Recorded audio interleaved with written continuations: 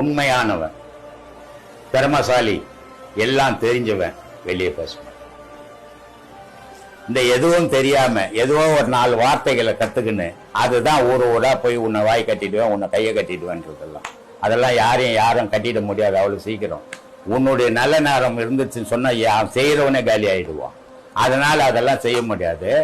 மாந்திரிகம், சூன்யம் இதெல்லாம் இருந்தது, ஒரு காலத்துல இருந்தது.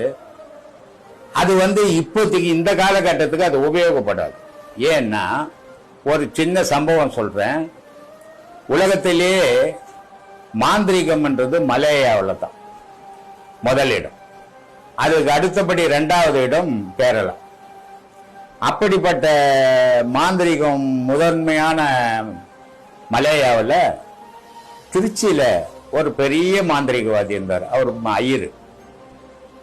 அவருடைய மாந்திரிகத்தை மலேய மக்கள் தெரிஞ்சுக்கின்னு அந்த மாந்திரிகவாதிக்கு ஒரு வரவேற்பை கொடுக்குறாங்க. அந்த பெரிய வரவேற்பு அவருக்கு. ரொம்ப சிறப்பான மாந்திரிகவாதி, ரொம்ப சிறப்பான செயல் செய்யறவர் அப்படின்ட்டு அங்க சிறப்பான வரவேற்பை கொடுத்து அந்த வரவேற்பெல்லாம் முடிஞ்சு அவர் வரும்போது கேரளாவுக்கா வர்றாரு.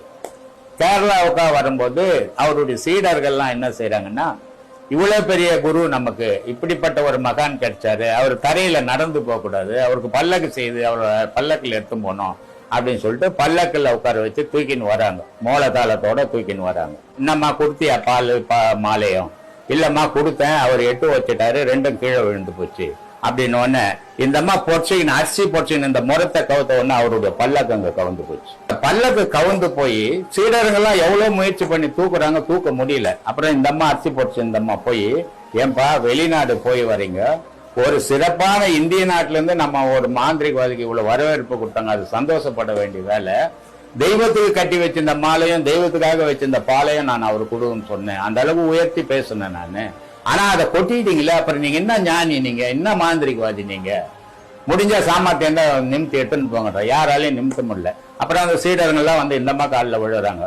இந்தம்மா என்ன பண்றாங்க, அப்ப முறத்தை நிமித்துறாங்க. நிமிர்ந்த பிறகு அந்த இது நிமிருது, பல்லக்கு நிமிருது. அப்போ உலகம் ஃபுல்லா தெரிஞ்ச ஒரு மாந்திரிகவாதி கிட்ட கூட முடியாத சக்தி இந்தம்மா அரிசி போச்சவங்க கிட்ட இருக்குது. ஆனா இவங்க உலகத்துக்கு தெரியாம இருக்கிறாங்க இல்லையா? அந்த பல்லக்கில் அவர் கவுந்தது மன வருத்தம் ஆயிப்போச்சு. நம்ம இவ்வளவு புகழ் பெற்றோம், கடைசியில ஒரு பொம்பளை கிட்ட மாட்டிக்கணுமே நம்மன்னு நோய்வாய்ப்பட்டு இறந்துட்டாரு அவரு. ஏன் சொல்றேன்னா, ஒரு நல்ல மாந்திரிகவாதி என்றவனுக்கு பக்குவம் வேணும். முதல்ல யாருக்கிட்ட பேசுறோம், எப்படி பேசுறோம், எப்படி பேசணும் அப்படின்னு தெரிஞ்சுன்னு பேசணும். நான் தான் இதை பண்ணிடுவேன், அதை பண்ண ஒன்னும் பண்ணிட முடியாது.